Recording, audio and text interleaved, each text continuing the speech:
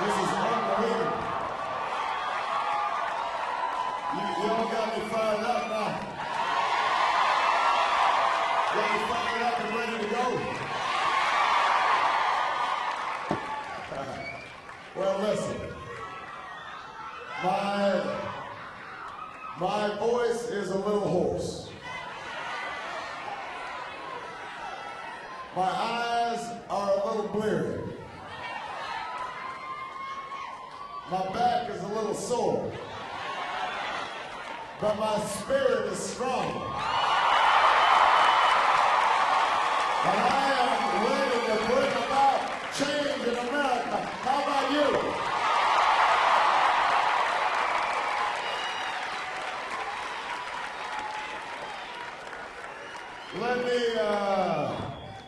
Let me begin by acknowledging some great friends and great supporters who have been on this bandwagon for change even before anybody knew it was going anywhere.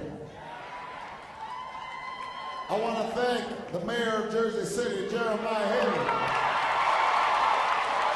Mr. Mayor, thank you for your great work. Thank you. I want to thank the up-and-coming, rising superstar, Cory Booker, Mayor Newark. Giving up the call. So, there's something going on out there, people. There's something in the wind. There's something stirring all across America. We first saw it in Iowa last Thursday.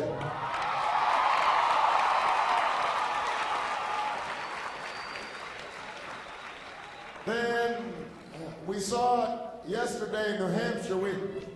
My vote came up just a little short, but the turnout was enormous. The passion, the energy, the volunteers who were going door to door, stomping through the snow. All across America, we're seeing crowds like this today. We couldn't let in another 2,000 folks. That's why we had to start late, is because I had to go say thank you to them.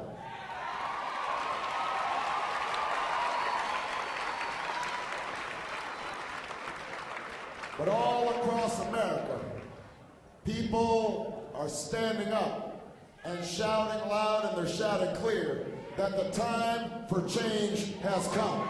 That's what America's saying right now.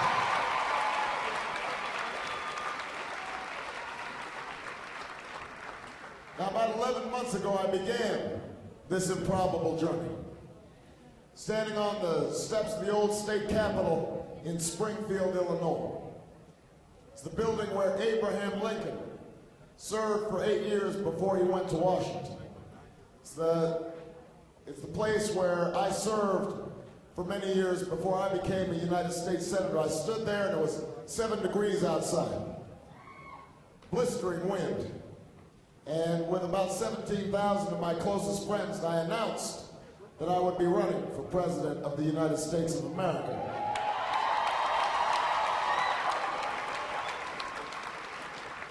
And people asked me, they said, why are you doing this now?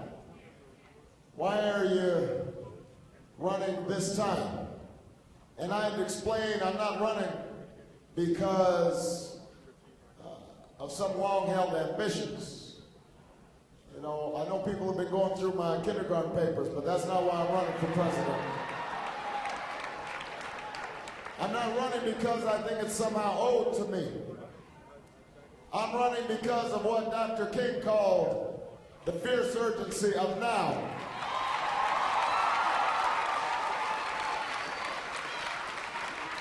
Because there's such a thing as being too late. And that hour is almost upon us. We are at a defining moment in our history. Our nation is at war. Our planet is in peril.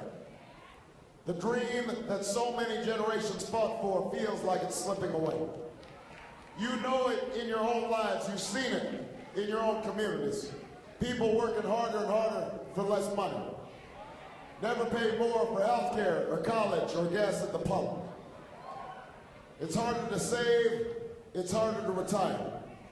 So many young people on the streets, standing on corners, part of an underground economy because they see no prospects for the future. And most of all, the American people have lost faith that their government can or will do anything about it. And no wonder they've lost faith.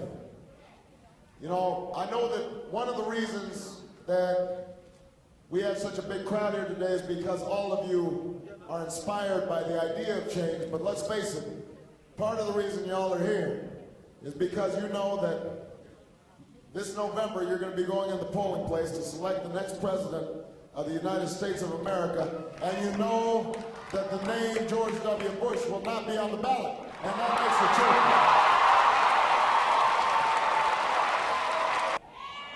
And so, you know that the era of Scooter Libby justice and Brownie incompetence and car roll politics will finally be over next year, and that makes you happy.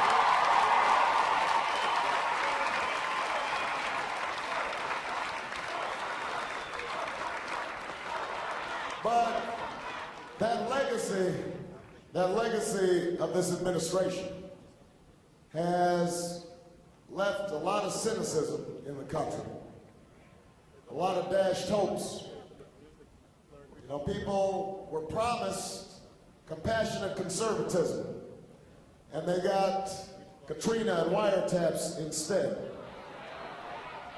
They were promised a uniter, and instead got a president who couldn't even lead the half of the country that voted for him.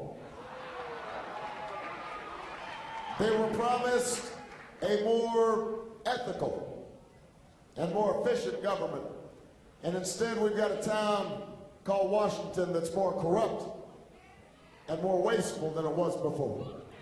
And the only mission that was ever accomplished was to take fear and falsehoods and use that to lead this country into a war that should have never been authorized and should have never been waged.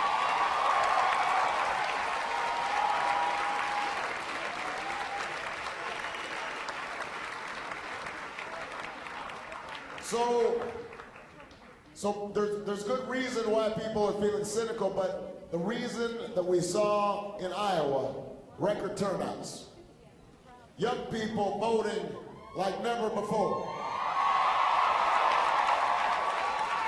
independents voting in a Democratic caucus, even some Republicans. I know there's some Republicans here because when I shake hands afterwards, usually some of them come up and whisper to me. They say, "Bro, I'm a Republican, but I support you."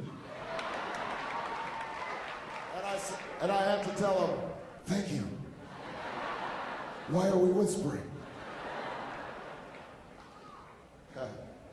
But, you know, the reason that they are coming out is because they recognize that we can't keep doing things the same old way. That we are in a unique moment in our history.